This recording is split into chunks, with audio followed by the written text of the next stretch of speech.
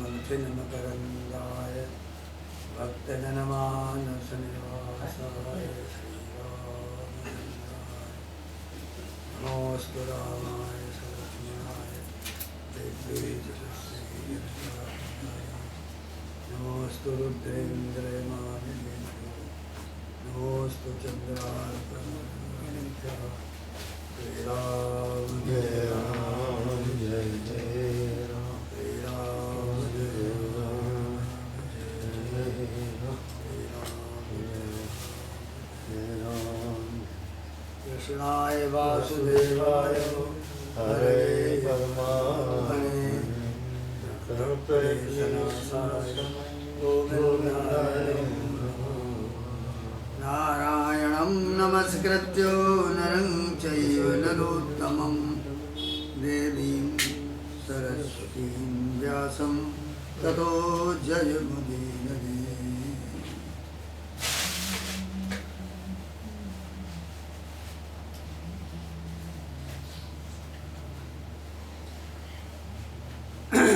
अब ये 14वां अध्याय है।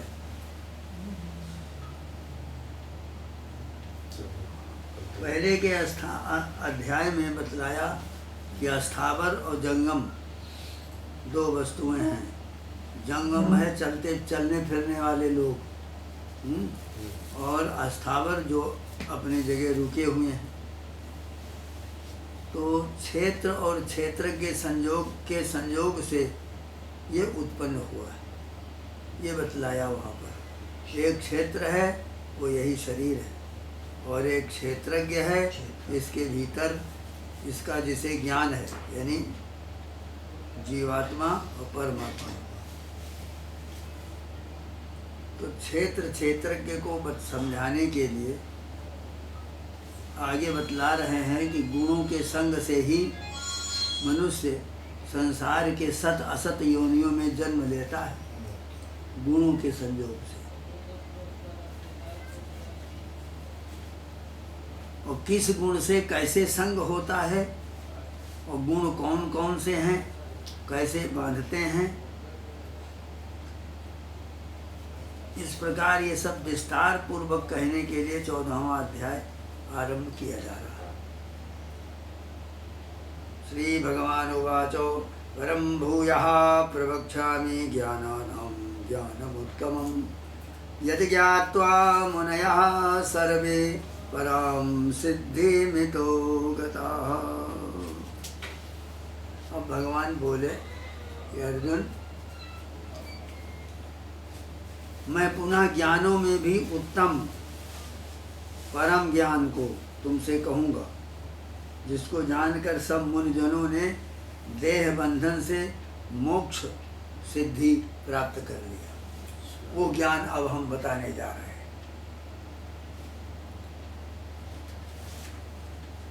इदं ज्ञानम् उपाश्रित्य मम साधर्म्यमागताः सर्गे नोपजायन्ते प्रलये नाव्यथन्ति च।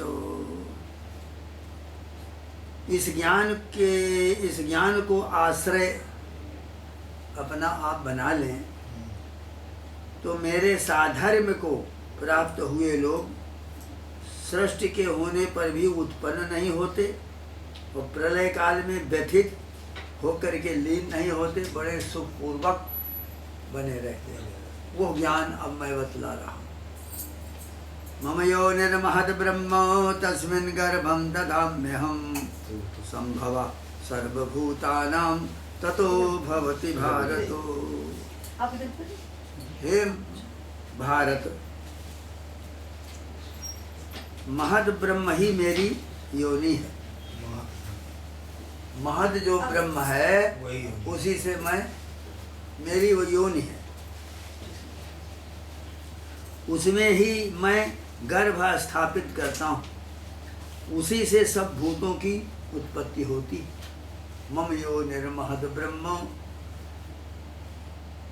तस्मिन् गर्भं दधाम्यहं संभवा सर्वभूतानां ततो भवति भारतो। मेरी महद ब्रह्म जो है वही मेरी योनि है, उसी में मैं गर्भ स्थापित करता हूँ, उसी से सब प्राणियों की उत्पत्ति होती है। सर्वयोनिषु कौन्तेय मूर्तयः संभवन्ति याः तासां ब्रह्मो महद्योनिरहं बीजप्रदः पिता। हे कौन्तेय, सब योनियों में जितनी मूर्तियाँ संभव होती हैं उन सबकी योनि महद ब्रह्म ही है। मैं बीज को स्थापन करने वाला पिता, बीज प्रदः पिता, मैं बीज स्थापित करने वाला पिता हूँ। सत्वं रजस्तम इति गुणाः प्रकृति संभवाः निबध्नन्ति महाबाहो देहे देहिनमव्ययम्।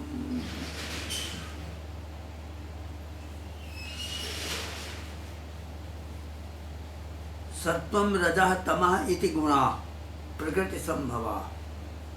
सतोगुण, रजोगुण, तमोगुण ये प्रकृति से पैदा होते हैं।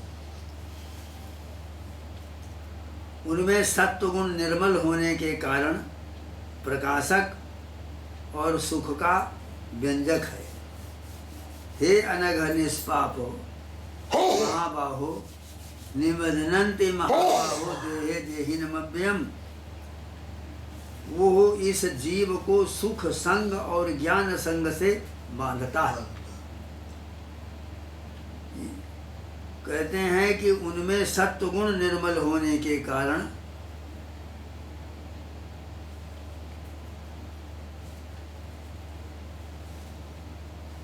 सुख का व्यंजक प्रकट करने वाला होता है और वह जीव को सुख संग और ज्ञान संग दो से बांध देता है।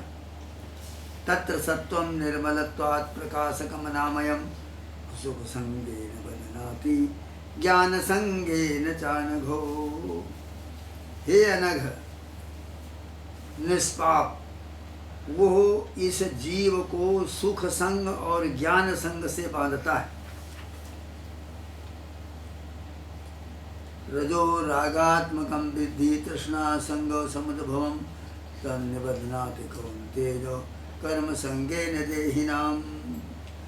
तृष्णा और संग के उत्पत्ति स्थान, तृष्णा और संग ये रजोगुण से पैदा होते हैं।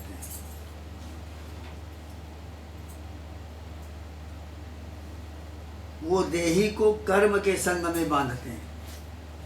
रजोगुण जो है वो शरीर वाले को, जीव को कर्म के साथ बांध देते हैं। तमस्त्वज्ञानजं विद्धि मोहनम सर्वदेहिनां प्रमादालस्य निद्राभिस्तन्निबध्नाति भारतो। और तमोगुण जो है वह अज्ञान से उत्पन्न हुआ है, तो सब देहधारियों को मोहने वाला, प्राणियों को प्रमाद, आलस्य और निद्रा से बांध देता है। और रजोगुण जो है वो रागात्मक है, वो देही को कर्म के संग बांध देता है।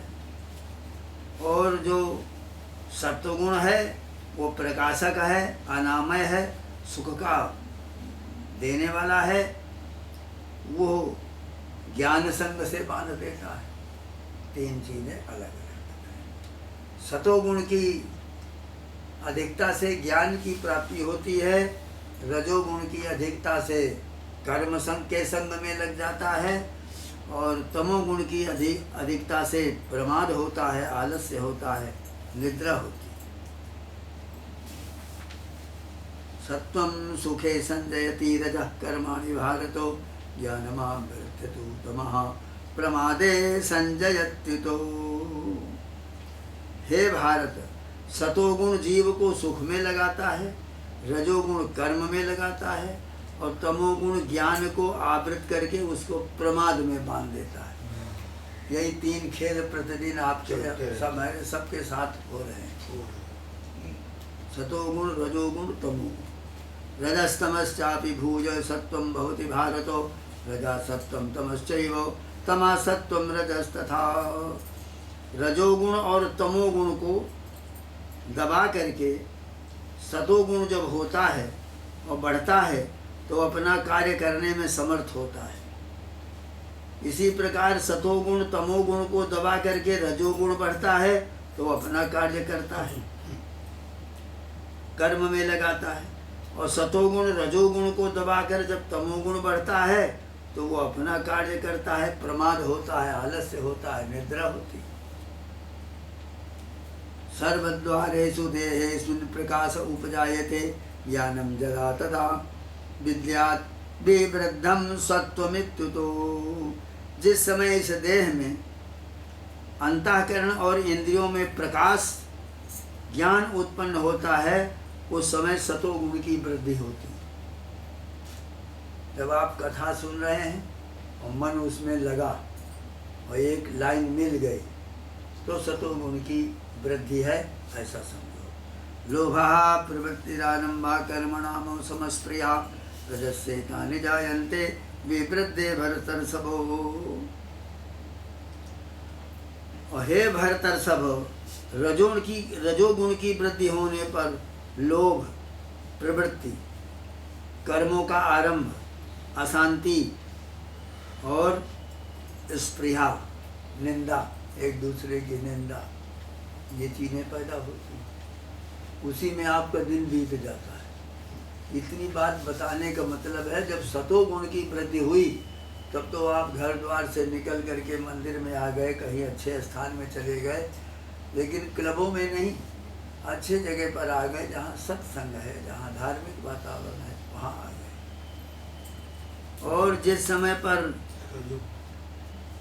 लोभा प्रवृत्तिरारम्भा कर्मणाम समस्प्रिया, रजोगुण की वृद्धि हुई तो उस समय लोभ होता है, कौन सा काम करें कि कल हमको 10 रुपए ज़्यादा मिले और खाना पीना भी अच्छा मिले। तो कर्मों का आरंभ होता है और कर्म का आरंभ जो है वो अशांति और स्पृहा, एक दूसरे से द्वेष, ये सिखाता है। कर्म जितने करोगे एक तरफ तो वो आपको अशांति देगा, कोई कर्म है, और दूसरी तरफ स्पृहा, निंदा दिखाएगा।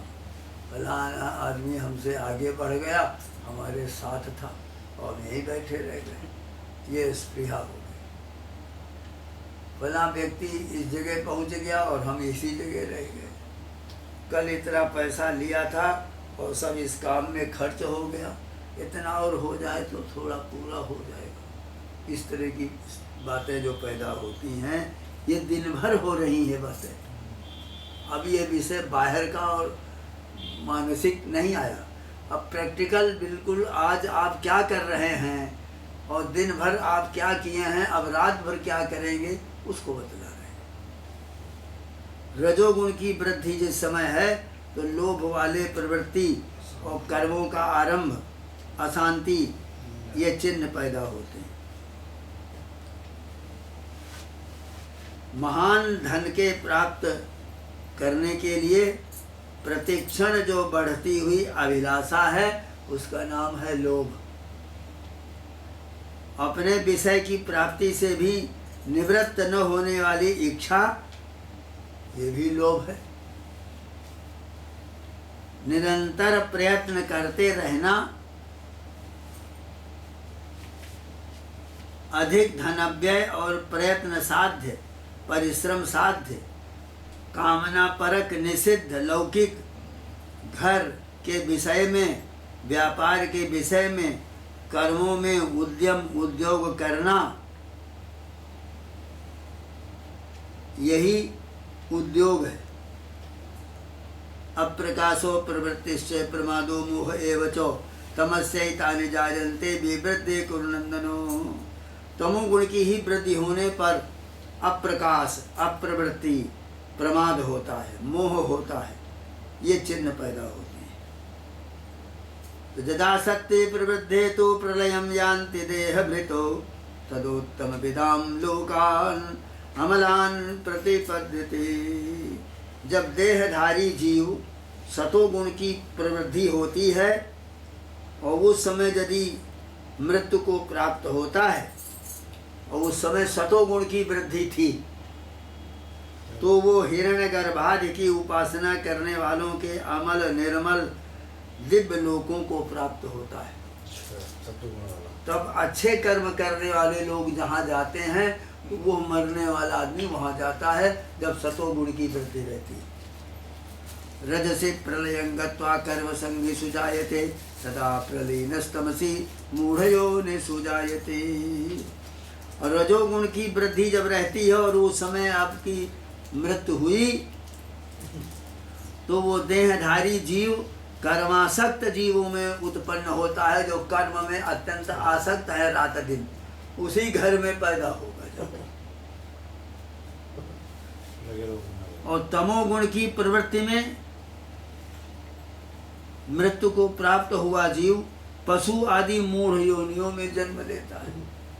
तमोगुण की वृद्धि हो रही है मृत्यु के समय तो समझ लो कि वो पशु योनि में जाएगा। और रजोगुण की प्रवृत्ति हो गई है तो कर्म करने वाले जो दिन रात दिन कर्म ही कर रहे हैं, मशीन बना रहे हैं, कोई कुछ कर रहा, उन्हीं सबों में वो जाकर जन्म लेगा। और सतोगुण की जब प्रवृत्ति होगी उत्तम विदाम लोकान अमलान प्रतिपद्यते, तो दिव्य लोकों को वो प्राप्त होता है। कर्मणः सुकृतस्याहु सात्विकम निर्मलम फलम रजसस्तु फलम दुःखम अज्ञानम तमसा फलम। महर्षियों ने सात्विक कर्म का सात्विक और निर्मल फल कहा है, और राजस कर्म का तो फल दुख और तामस कर्म का फल अज्ञान है। रजोगुण में प्रवृत्ति होना दुख का कारण है, क्योंकि आपने कोई शुभ शुरू नहीं किया, आरंभ नहीं किया, बहुत प्रसन्न है, उत्तम कोटि का आपका जीवन है। और कोई काम आरंभ कर दिया तो रजोगुण हो गया। तो रजोगुण वाला जो होता है उसका फल क्या है? सुख और दुख। कोई भी काम आप करेंगे उसमें दो ही फल लगेंगे, एक सुख एक दुख। लेकिन ज्यादातर उसमें सुख नहीं लगेगा, दुख ही आपको मिलेगा। कर्मणः सुकृतस्याहु सात्विकम निर्मलम फलम रजसस्तु फलम दुःखम अज्ञानम तमसा फलम। सात्विक कर्म का सात्विक निर्मल फल है, राजस कर्म का फल है दुख, और तामस फल कर्म का फल है अज्ञान। सत्वात् संजायते ज्ञानम रजसो लोभ एव च प्रमादमोह तमसो भवतो ज्ञानमेव च।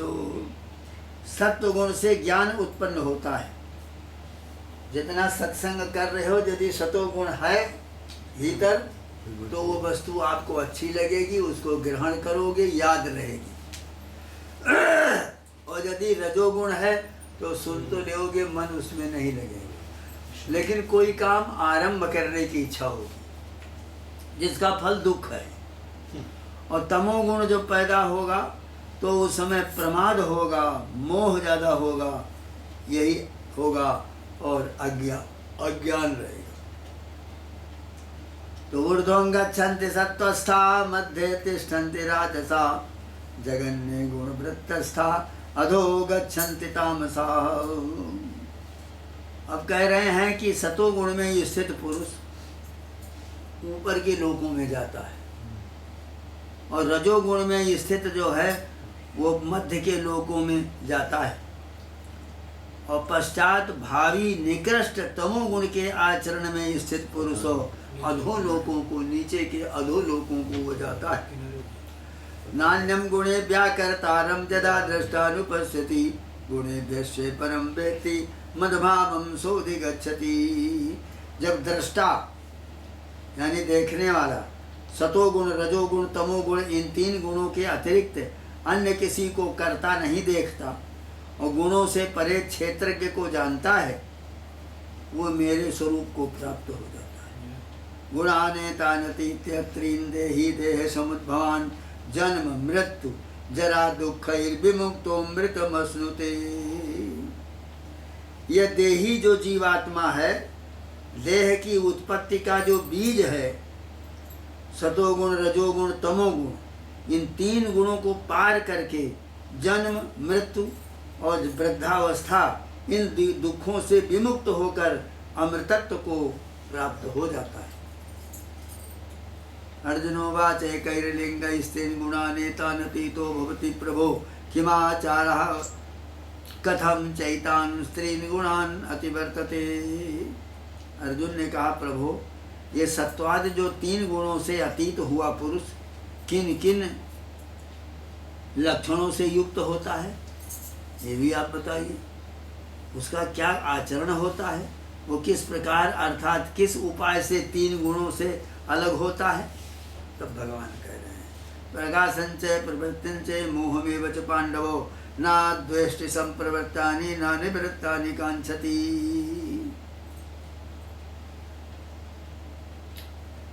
पहले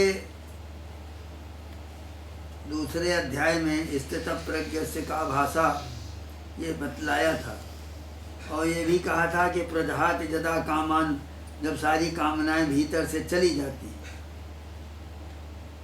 अब यहाँ पर उसी की व्याख्या कर रहे हैं भगवान। कहते हैं हे पांडव, जो पुरुष प्रवृत्त हुए प्रकाश और प्रवृत्ति और मोह में दुख बुद्धि द्वारा उनसे द्वेष नहीं करता।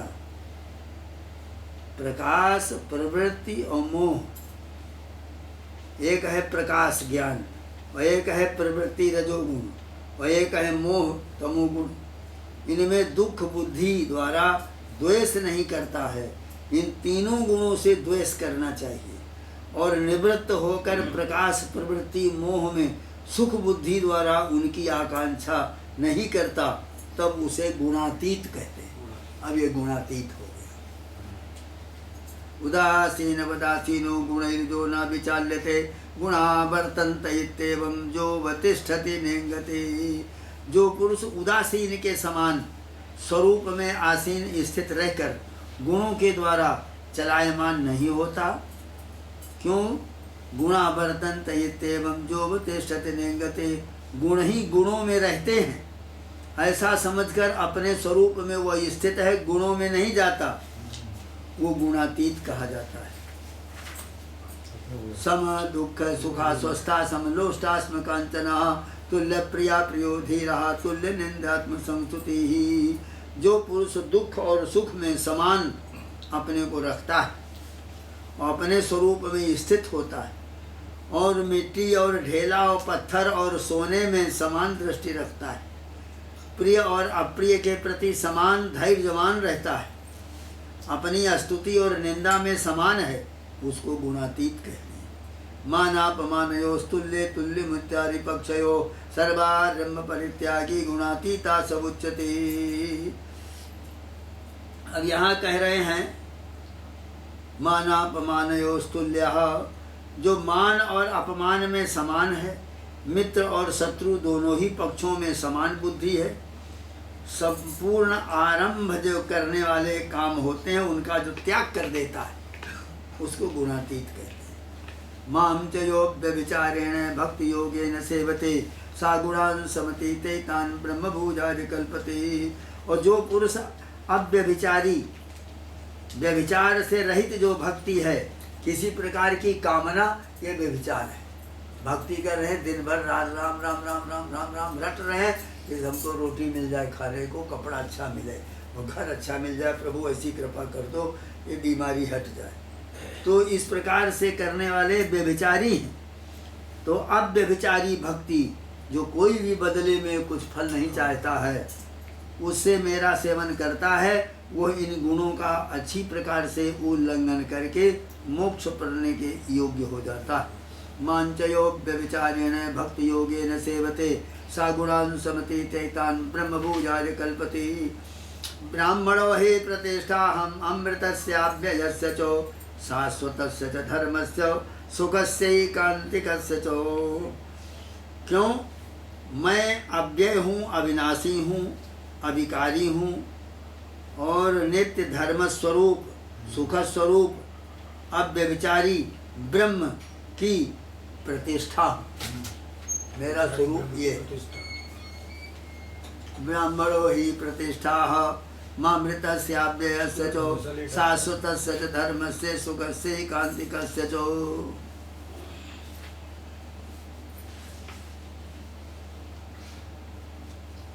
सर्वेषाम् एव वस्तूनां भावार्थो भवति स्थितः तस्यापि भगवान् कृष्णः किम तद वस्तुरूप्यताम्। जितनी भी वस्तुएं हैं उनकी सत्ता जो है वो परमार्थ, वो भगवत स्वरूप है। उसमें भगवान कृष्ण ही सब जगह पर हैं। ऐसा जो भाव है उसको मान करके और भीतर अपने दृढ़ विश्वास रखते हुए शांति करता है। मैं अव्यय अविनाशी शाश्वत नित्य धर्म स्वरूप सुख स्वरूप हूँ। अव्यभिचारी ब्रह्म की मैं ही प्रतिष्ठा हूँ। ब्रह्मणो ही प्रतिष्ठा हम अमृतस्याव्ययस्य च शाश्वतस्य च धर्मस्य सुखस्य कान्तिकस्य च एकस्त्वमात्मा पुरुषः पुराणः सत्य स्वयं ज्योतिरनन्तयाद्यः नित्योक्षरोजस्य सुखो निरंजना और पूर्णोद्वयो मुक्त उपासितो मृतः। एक ही परमात्मा वही पुरुष है, पुराण है, सत्य है, स्वयं ज्योति है, अनंत है और वही आदि। वो नित्य हमेशा बना रहने वाला है, अक्षर है, कभी नाश नहीं होता, अजस्र माने दिन और रात, सुख स्वरूप है, अंजन माने माया, माया रहित है, पूर्ण है, अद्वय है, एक है और मुक्त है और उपाधियों से रहित है। वो परमात्मा वही कृष्ण है। सर्वेषामेव वस्तूनां भावार्थो भवति स्थिताः तस्यापि भगवान कृष्णा किम तद् वस्तुरूप्यताम्। सब वस्तुओं के ही भावार्थ सत्तारूपी पारमार्थिक तत्व सोपाधिक ब्रह्म में है। उनसे भिन्न कोई वस्तु छिपी नहीं है। तात्पर्य है कि सब कार्य वस्तुओं के ही सत्तारूपी परमार्थ भगवान में कार्य रूपी उत्पन्न हुए उपाधियां ब्रह्म में स्थित हैं। कारण सत्ता से अतिरिक्त कार्य सत्ता स्वीकार नहीं की गई है। कारण जो होता है कौन वस्तु किससे बनती है? सुवर्ण से जैसे सबके सब आभूषण बनते हैं और वो सुवर्ण ही होते हैं। पहले भी सोना थे और गलाने के बाद फिर सोने होंगे। मिट्टी का घड़ा है, पहले भी वो मिट्टी ही था, फूटने के बाद फिर मिट्टी ही होगा। इसी प्रकार से कारणभूत उपाधि रहित निरुपाधिक जो ब्रह्म है वही भगवान कृष्ण हैं। कल्पित वस्तु अधिष्ठान से अतिरिक्त नहीं होती। भगवान कृष्ण सब कल्पनाओं के अधिष्ठान से होने से परमार्थ हैं, सत्य हैं, निरुपाधिक हैं और ब्रह्म स्वरूप हैं। श्रीमतो महाभारते शतसहस्रम संहितायां वैयासिक्यां भीष्म पर्वणि भगवद्गीतासूपनिषत्सु ब्रह्म विद्यायां योगशास्त्रे कृष्णार्जुन संवादे गुणत्रय विभाग योगो नाम चतुर्दशोऽध्यायः। श्री कृष्ण गोविंद हरे मुरारे हे नाथ नारायण वासुदेव। श्री कृष्ण गोविंद हरे मुरारे हे नाथ नारायण वासुदेव। श्री कृष्ण गोविंद हरे मुरारे हे नाथ नारायण वासुदेव। आ गया नारायण। दैनिक जीवन में जो कुछ भी भाव स्वभाव बनता है, भाव और स्वभाव, स्वभाव शरीर से संबंधित है और भाव जो है वो कल्पना से संबंधित है। ध्यान दीजिए, दो वस्तुएं अलग अलग, एक स्वभाव एक भाव। भाव जो है उसकी हम कल्पना कर रहे हैं कि कल हमको यह काम मिल जाए, कल हम फला जगह जाएंगे, ये भाव है। और स्वभाव हमारा क्या कह रहा है, हमको जाना चाहिए कि नहीं, जाने देगा कि नहीं जाने देगा, और वहाँ जाएंगे तो चुप बैठे रहेंगे सब, हम तो बैठे रहे और नहीं बोले कुछ भी, ये है स्वभाव। और जाने का कल जाना है, आज अभी घंटे भर में जाना है, ये है भाव। दो वस्तु में अलग अलग। भाव जो है वो कल्पना से आता है। कल्पना का उत्पादक, प्रेरक, पालक, संहारक मन, वो मन से पैदा। यही वस्तु में जानने की योग्य चीज है। वो भाव मन से पैदा होता है। मन संकल्प और विकल्प है, उसमें संकल्प भी है और विकल्प भी है। तो जो भाव पैदा हुआ है कि कल हम वहाँ जाएंगे, अभी संकल्प से पैदा होने वाला मन है, तो एक संकल्प है और एक उसका विकल्प है। वो विकल्प करेगा अच्छा कल नहीं जाएंगे, आज निश्चय किया और फिर बराबर कर दिया। ये काम मन करता है और मन से फिर वो भाव बनता है। तो वो भाव हमारे अंदर है, अभी बैठे हैं आप और भाव आएगा, थोड़ी देर में चलने की टाइम हो गया है, चलना चाहिए, ये भाव, और चलने लग जाएंगे, ये है स्वभाव। कैसी सूक्ष्म बातें हैं। तो इस तरह से भगवान कह रहे हैं कि इन दोनों में मत कर्म, दोनों में यदि हमारा स्मरण करता रहता है तो न तो स्वभाव में फंसता है और न भाव में उसको अभाव मिलता है। भाव उसे मिल करके रहेगा और स्वभाव में खराबी नहीं आएगी हमारे स्मरण करने मात्र से। लेकिन स्मरण करना जो है वो चित्त का काम है, वो मन का काम नहीं है। अब चित्त जो होता है वो फंसा है अनेक जंजाल में, अनेक जंजालों में फंसा टूटिया चित्त, तो समझाए मानत नहीं और कथा सुनत है नित्य। नित्य प्रति कथा सुन रहा है, सब देखते सुनते भी हैं, बेहोश नहीं है, पर अपनी ही आत्मा का जहाँ है, अपने ही हस्ती का उन्हें होश नहीं, अपने होश नहीं। इन सब से रहित हो करके एक महात्मा ने इसी तरह कहा, क्या कहें क्या सुने, मन न पतिया है।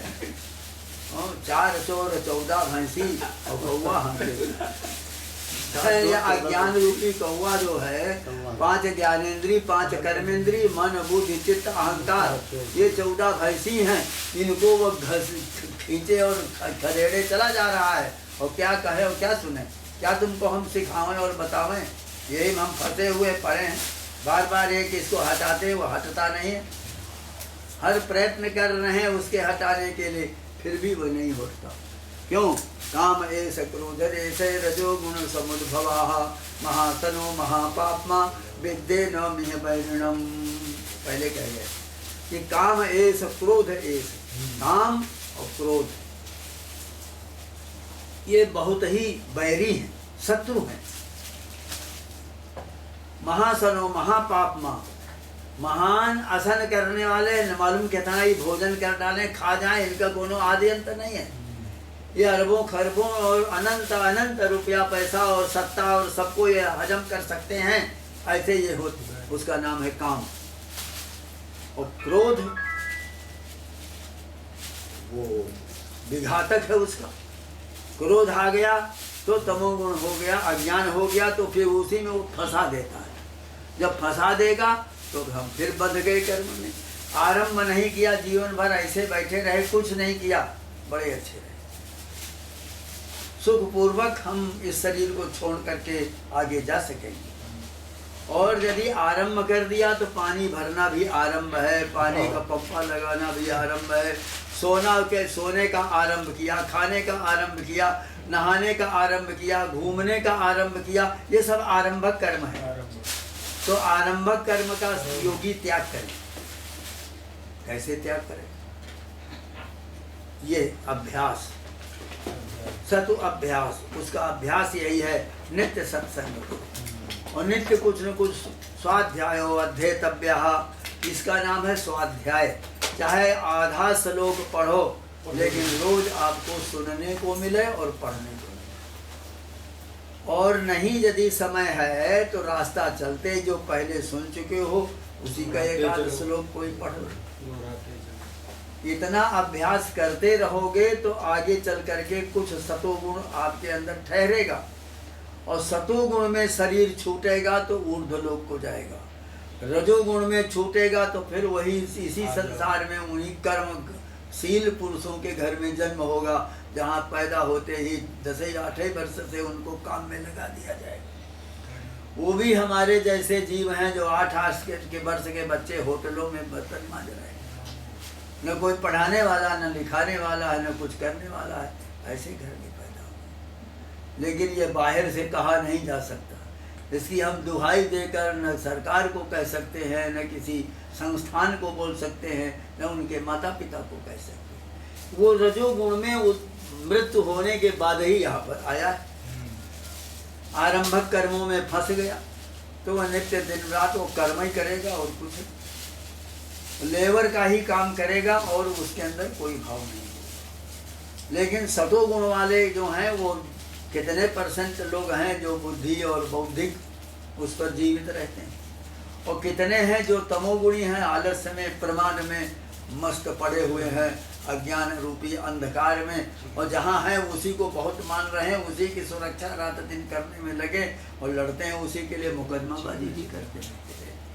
3 भागों में बांट दिया गया। कैसा बढ़िया विषय आया, अभी इसका क्रम बहुत अच्छा आएगा आगे चलकर। हाँ, एक बात भगवान ने यहाँ पर कह दिया कि जो मद भक्ता समय प्रिया, हमारा जो भक्त है वो हमें अत्यंत प्रिय है।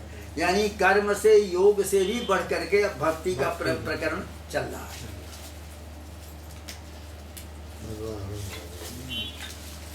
3 खंडों में बांट दिया गया।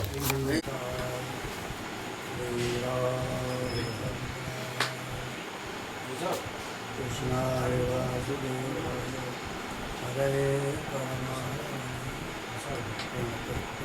सनासाय गोविंदाय नमो नमः। नारायणं नमस्कृत्य नरं चैव नरोत्तमं देवीं सरस्वतीं व्यासं ततो जयन्ती। वंशीधरं सुन्दरमन्दहासं वरहावतंसं वृन्दावनस्थं नवनीतनाभं नमामि कृष्णं जगन्नाथं। सर्वोपनिषदो गावो दुग्धा गोपालनं भारतो वत्सः सुधीर्भोक्ता दुग्धं गीतामृतं महतो।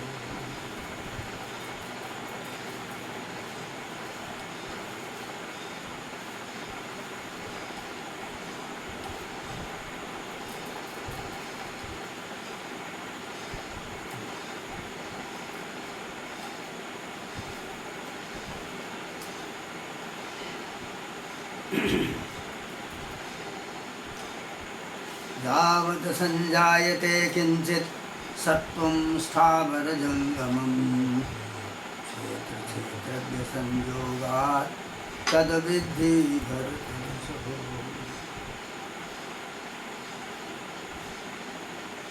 इस अस्थावर और जंगम रूपी संसार में एक अस्थावर है और एक चलता फिरता है।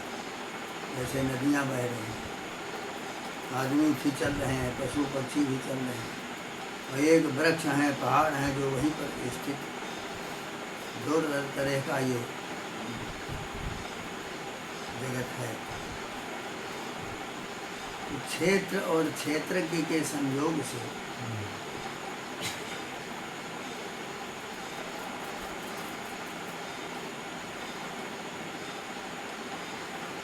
ये कारण के वशीभूत रहता है। जगत संसार जितना है कार्य रूप में जो है ये कारण के वशीभूत। कारण क्या है? इसका उत्पन्न करने वाला पदार्थ, जगत को पैदा करने वाला जो पदार्थ है, जो कुछ भी अस्थावर जंगम वस्तु उत्पन्न होती है, उन क्षेत्र और क्षेत्र के इसके संयोग से उत्पन्न हुई समझो। ये भगवान कह रहे हैं पहले ही अध्याय में।